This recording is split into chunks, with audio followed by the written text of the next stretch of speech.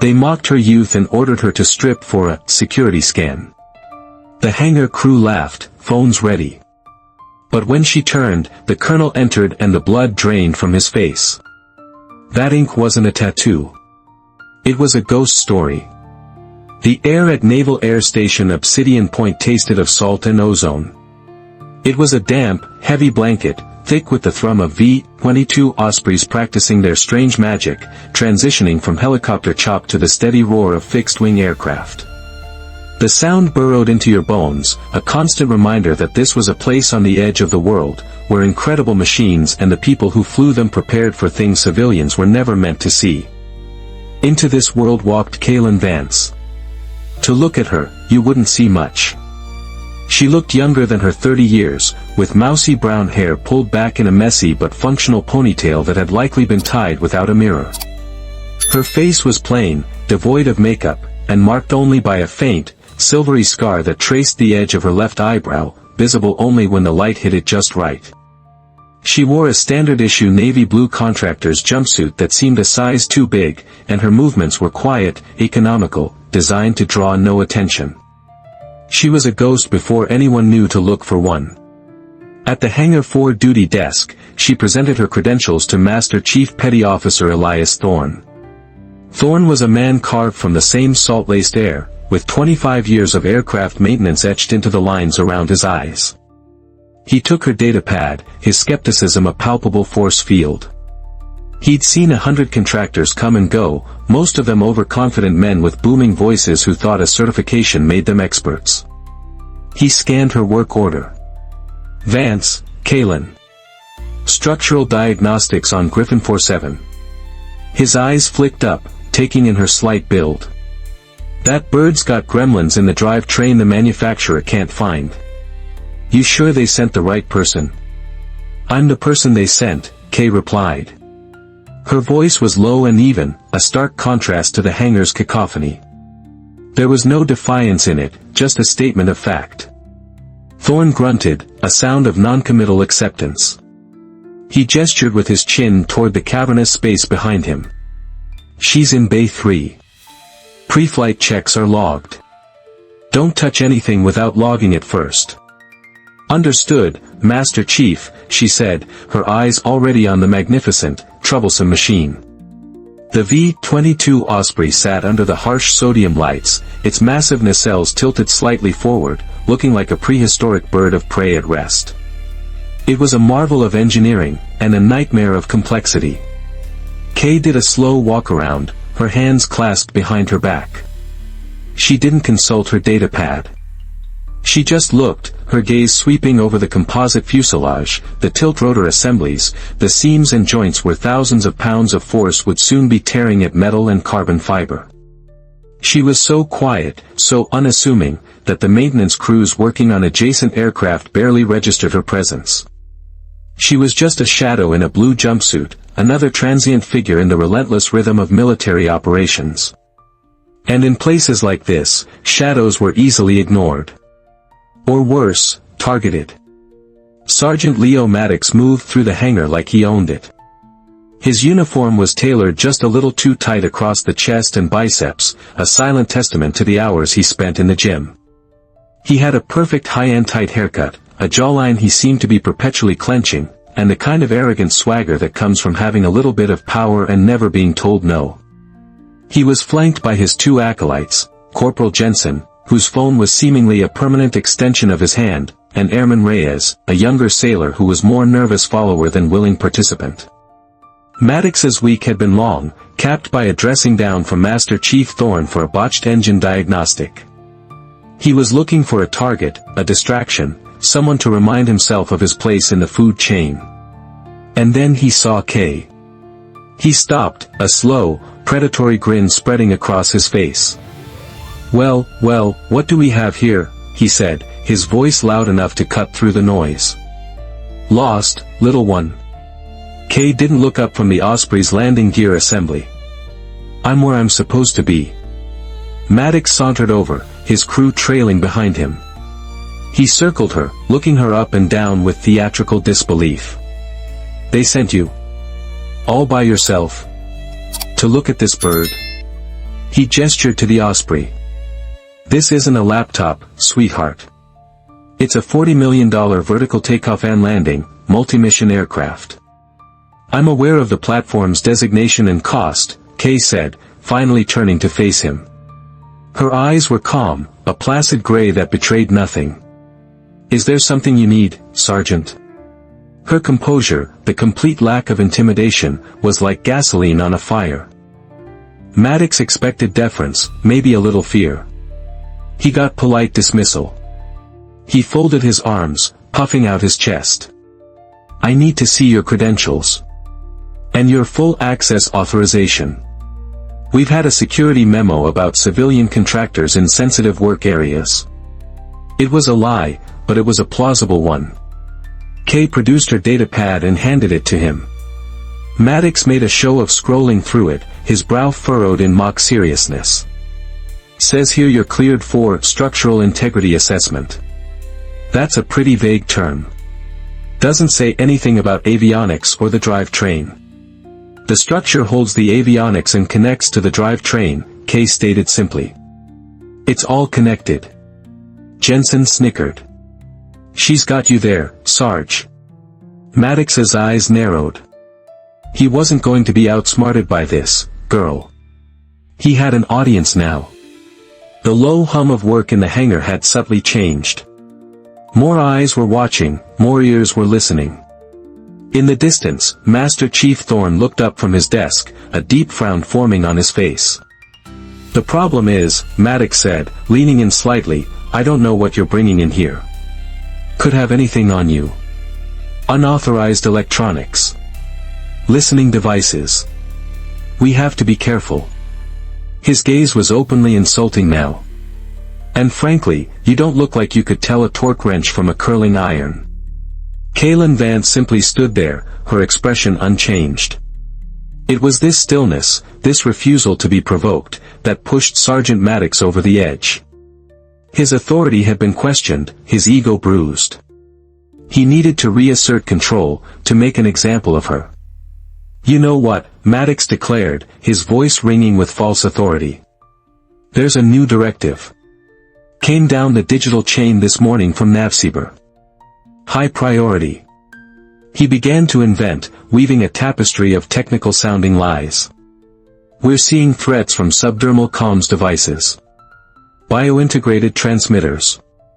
For a full security sweep, we need a clean biosignature reading. All non-essential, signal-disrupting layers must be removed. A profound silence fell over Bay 3. The whir of a distant fan sounded like a hurricane. Every sailor knew this was wrong. There was no such directive. This wasn't security, it was a power trip, a public shaming. Master Chief Thorne started walking toward them, his face a thundercloud. Sergeant, what in the hell are you talking about? I have seen no such protocol. You will stand down right now. Maddox turned, a defiant smirk on his face. He was counting on this. With all due respect, Master Chief, this is a classified directive. It wouldn't be on your morning brief.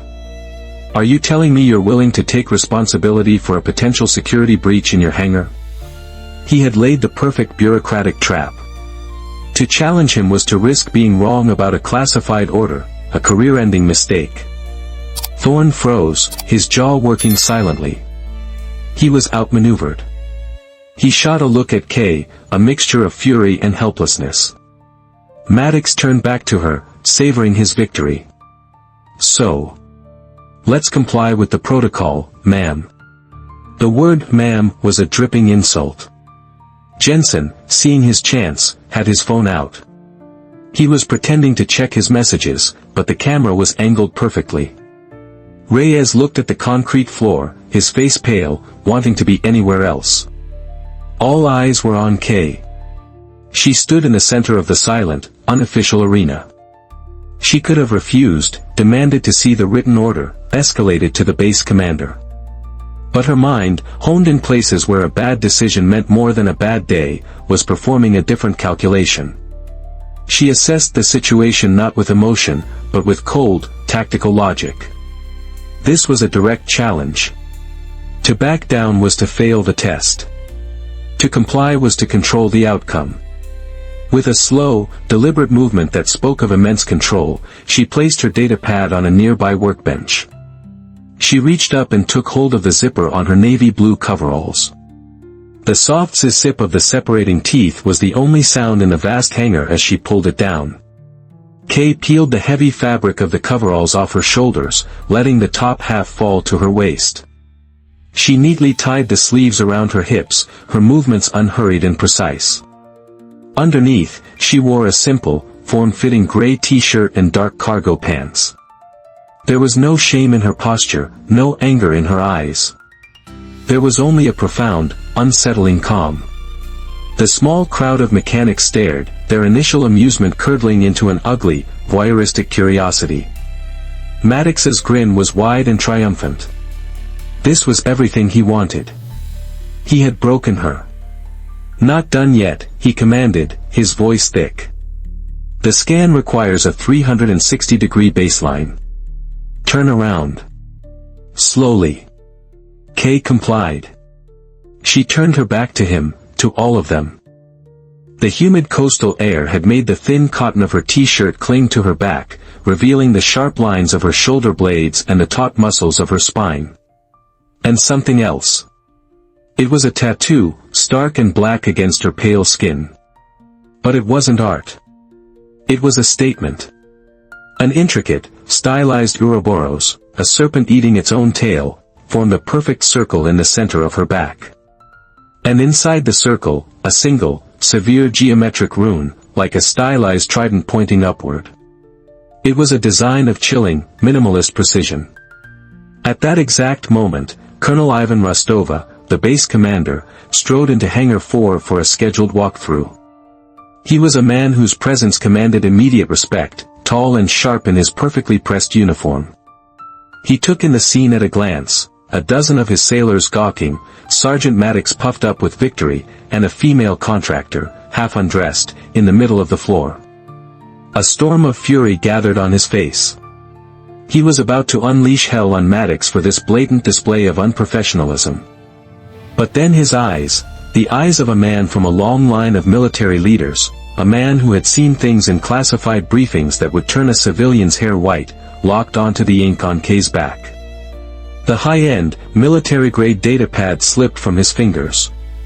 It hit the concrete with a sharp, explosive crack that echoed through the sudden, deathly silence of the hangar. The color drained from Colonel Rostova's face. His breath hitched. It wasn't just shock that crossed his features. It was something deeper. A flicker of awe, of disbelief, and of something that looked terrifyingly like fear. His lips moved, but no sound came out at first. Then, a name, a whisper that was a curse and a prayer, tore from his throat, audible only to himself. Project Chimera. The power in the hangar didn't just shift. It shattered. The universe inverted. Maddox's triumphant smirk evaporated, replaced by a wave of confusion and a cold, creeping dread. He had no idea what that tattoo meant. But he knew, with a certainty that chilled him to the bone, that the man who held his entire career in his hands was terrified of it. Colonel Rostova found his voice, and it was a weapon, a blade of pure ice forged in the Arctic cold of absolute command. He took 2 steps forward, his eyes never leaving the tattoo on Kay's back. "Sergeant," he said, each word a hammer blow. "What have you done?" Maddox stammered, his bravado gone. "Sir, new security protocol, sir. We were just..." "You were just ending your career," Rostova finished for him, his voice dangerously quiet. He turned his gaze to Kay, and his tone shifted entirely. The fury was gone, replaced by a deep, almost fearful respect. "Ma'am. You can get dressed. My profound apologies for the conduct of my personnel."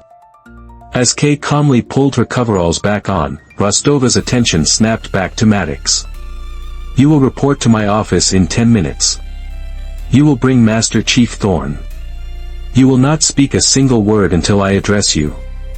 Is that clear?" Sir, yes, sir, Maddox choked out, his face the color of ash. Rostova's eyes then fell on Jensen, who was trying to make his phone disappear into his pocket. Corporal.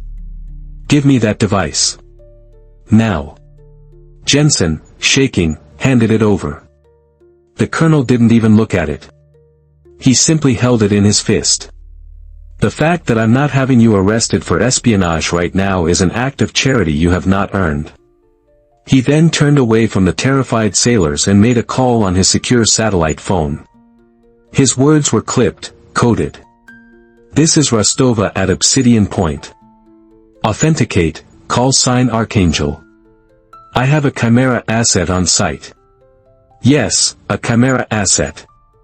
Cover has been compromised by uniformed personnel.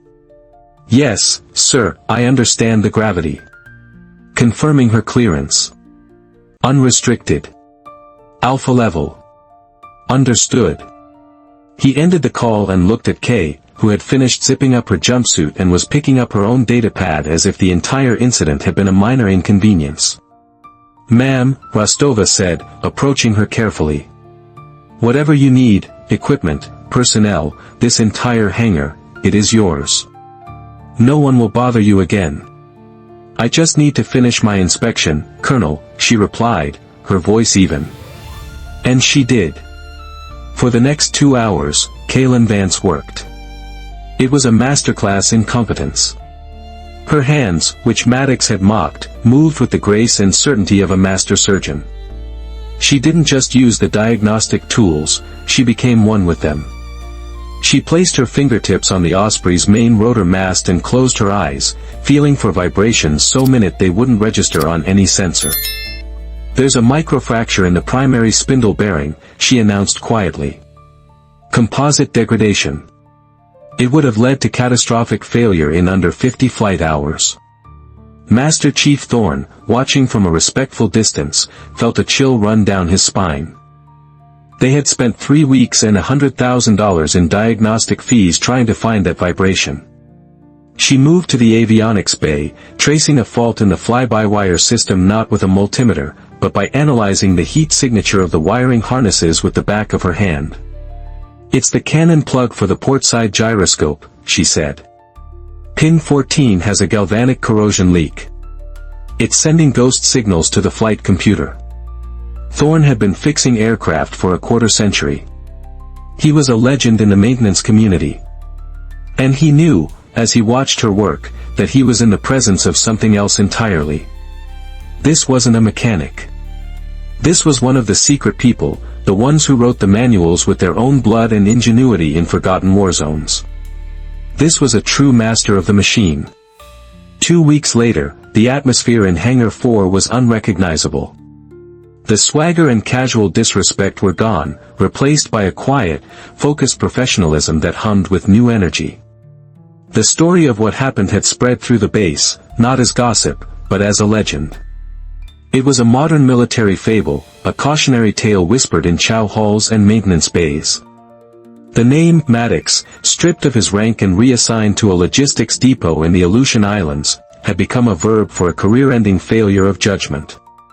When the next civilian contractor arrived, an older man with a slight limp, he was greeted by a young sailor who immediately offered him a fresh coffee and asked what equipment he needed. The lesson had sunk in. Master Chief Thorne made the principle of the event part of his official training for every new mechanic. He never mentioned K or the specifics. He didn't have to. You see someone new, you treat them with respect, he would say, his voice rumbling with the weight of experience. You don't know their story. You don't know who they are or where they've been. You treat every single person, uniformed or not, like they might be the one who designed the very aircraft you're working on. Because one day, you might be right. Colonel Rostova kept Kay's final report on his desk. It was a masterpiece of concise, actionable intelligence that had preemptively solved 2 other potential failures on the base's Osprey fleet. It was a reminder that excellence rarely announces itself with a trumpet.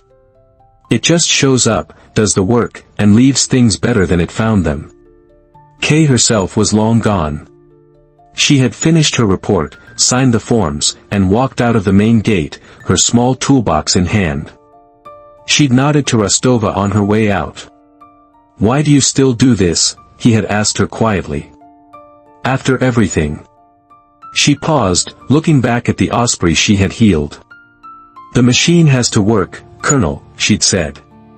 "People are counting on it."